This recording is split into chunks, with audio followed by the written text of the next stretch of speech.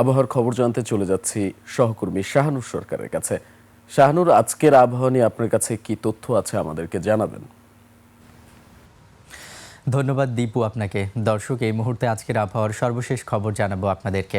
আজ 15 ফেব্রুয়ারি 2026। মৌসুমী স্বাভাবিক লঘুচাপটি বর্তমানে দক্ষিণ বঙ্গোপসাগরে অবস্থান করছে। এর একটি বর্ধিতাংশ উত্তর পূর্ব বঙ্গোপসাগর পর্যন্ত বিস্তৃত রয়েছে। উপমহাদেশীয় উচ্চচাপ বলয়ের বর্ধিতাংশ বর্তমানে পশ্চিমবঙ্গ ও তৎসংলগ্ন এলাকায় অবস্থান করছে।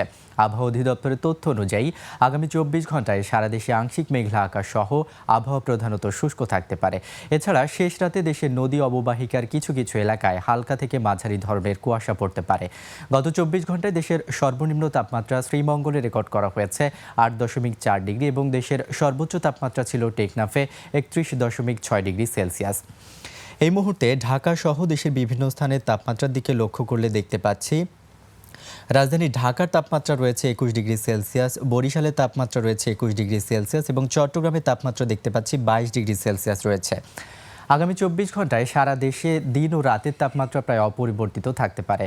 গতকাল সকালে দেশের ঢাকায় বাতাসের আপেক্ষিক আর্দ্রতা ছিল শতকরা 36%।